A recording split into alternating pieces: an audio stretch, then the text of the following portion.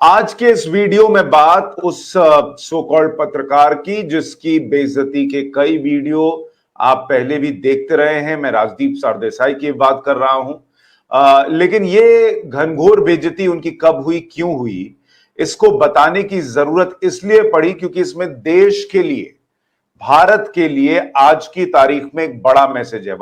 दरअसल राजदीप सरदेसाई हर बार की तरह कोशिश ये कर रहे थे कि वो ये साबित कर दें कि देश में बहुत महंगाई है, दुनिया में सब जगह कहीं महंगाई नहीं है, भारत में भयंकर महंगाई है। और वो ग्लोबल रीजन से नहीं है, वो नरेंद्र मोदी की खराब आर्थिक नीतियों की वजह से। तो क्या हुआ इस इंटरव्यू में?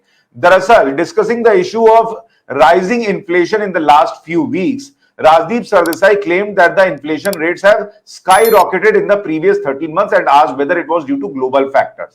और if something was wrong with the policies of the government. मतलब उन्होंने कहा कि भाई पिछले कुछ हफ्तों में बहुत महंगाई बढ़ गई है, ये मोदी की वजह से है या दुनिया में जो स्थितियां हैं उसकी वजह से है। लेकिन ये लोग झोल क्या करते हैं ना, वो तुरंत पकड़ा गया। इन्होंने झोल क्या किया, इन्होंने कंज्यूमर प्राइस इंडेक्स, यानी आपको जिस कीमत पर सामान मिलता है उस, और ये ग्लोबल बेंचमार्क है कि महंगाई की चर्चा सीपीआई पर होती है, कंज्यूमर प्राइस इंडेक्स पर, उसका आंकड़ा नहीं दिया। इन्होंने आंकड़ा दिया होलसेल प्राइस इंडेक्स का, ताकि उसको जरा थोड़ा बड़ा करके दिखाया जा सके। साहब ने तुरंत एकदम इनका कान पकड़ा, रुको, तुम होलसेल प्राइस इंडेक्स बता रहे हो, चर्चा करो सीपीआई यानी कंज्यूमर प्राइस इंडेक्स पर, जो आज की डेट में 7.5% पर है। दिसंबर तक 6% था, जब दुनिया कोरोना के बाद से त्राहिमाम कर रही थी। इंडिया में 6% पे था महंगाई दर, अभी 7.5% पे है। लेकिन उन्होंने कहा कि अगर तुम जो बड़ी इकोनॉमीज है उनसे कंपेयर करो तो आज भी इंडिया बहुत बेहतर सिचुएशन में है नरेंद्र मोदी की वजह से।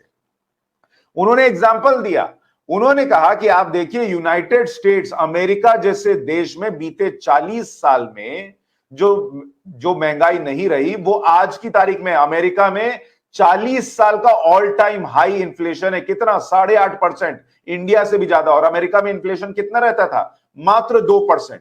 उन्होंने कहा भाई जर्मनी में 26 साल का रिकॉर्ड टूट गया है महंगाई का, यूनाइटेड किंगडम में 30 साल का रिकॉर्ड टूट गया है महंगाई का।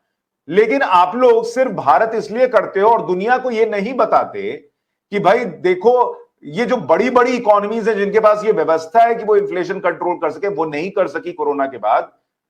और दूसरी बड़ी वजह उन्होंने बताई क्यों नहीं कर पाए, क्योंकि जो ये रशिया यूक्रेन क्राइसिस चल रहा है उसको उन्होंने बड़ी वजह बताया सुब्रमण्यन साहब ने, कि इसकी वजह से दुनिया भर में महंगाई बढ़ी हुई है। और दूसरा कि जो expansionary monetary and physical policy थी इकोनॉमीज की पोस्ट कोविड पैंडेमिक, यानी कोरोना के बाद एक जो पुश देना था इकोनॉमी को कि भाई गति आएगी तभी तो रोजगार मिलेगा, पैसा जो है वो बढ़ेगा, इसलिए भी दुनिया भर में महंगाई है।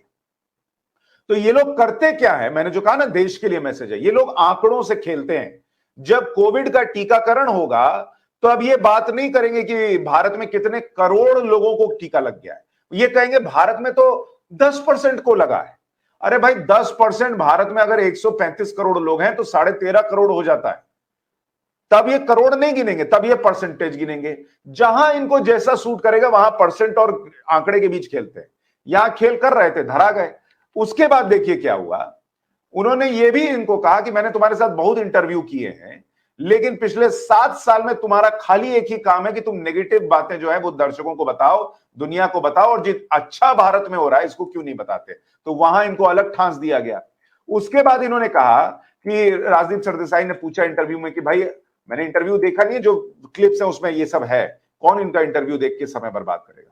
तो उस इंटरव्यू में इन्होंने कहा कि भाई अगर महंगाई बढ़ रही है, ये हो रहा है, वो हो रहा है, तो मेरे लिए कोई अच्छी खबर है कि नहीं है भारत के लिए। तो उन्होंने कहा कि जब तुम चरण वंदना में लगे रहते थे, ये चरण वंदना नहीं कहा लेकिन कहने का तात्पर्य वही था कि उस जमाने में यूपीए के काल में जब दुनिया में ग्लोबल फाइनेंशियल क्राइसिस आया, रुपया 56% गिर गया था, तब तो तुम लोग हल्ला नहीं कर रहे थे।